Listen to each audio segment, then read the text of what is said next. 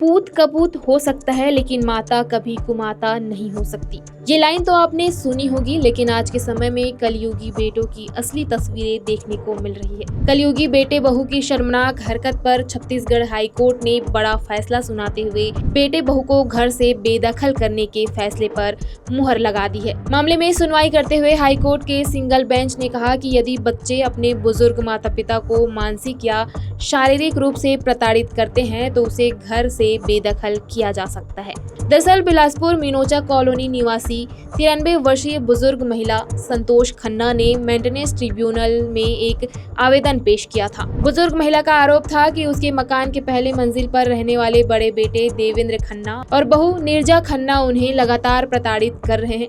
बुजुर्ग महिला ने अपने जीवन खत्म करने की आशंका के साथ बेटे बहू को घर से बेदखल करने की गुहार लगाई थी। बुजुर्ग महिला की ओर से पेश किए गए आवेदन पर जांच के बाद मेंटेनेंस ट्रिब्यूनल ने 12 सितंबर 2024 को बेटा बहू को घर खाली करने का आदेश दिया था। मेंटेनेंस ट्रिब्यूनल से फैसला आने के बाद बेटा बहू ने अपीलीय ट्रिब्यूनल के समक्ष भी अपील की, लेकिन जब यहां भी उन्हें राहत नहीं मिली तो हाईकोर्ट का दरवाजा खटखटाया।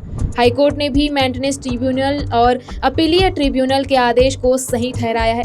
कोर्ट ने बेटे और बहू की याचिका खारिज करते हुए मेंटेनेंस ट्रिब्यूनल और अपीलीय ट्रिब्यूनल के बेदखली के आदेश को सही ठहराया है। कोर्ट ने अपने इस महत्वपूर्ण निर्णय में कहा है कि वरिष्ठ नागरिक अधिनियम 2007 केवल भरण पोषण तक सीमित नहीं है, बल्कि इसका उद्देश्य बुजुर्गों के उनके जीवन के अंतिम पड़ाव में सम्मान, शांति और सुरक्षा देना भी है।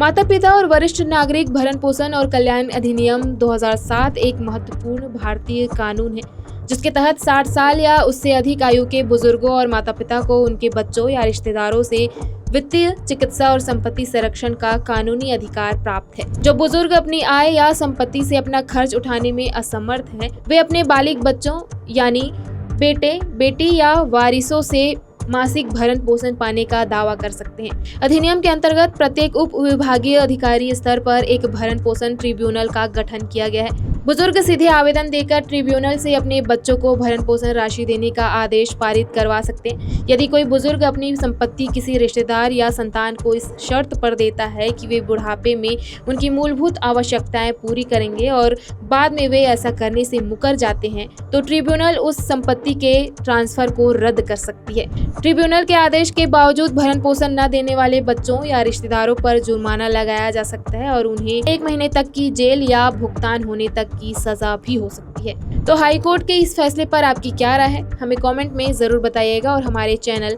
IBC24 मैदानी को सब्सक्राइब जरूर करिएगा।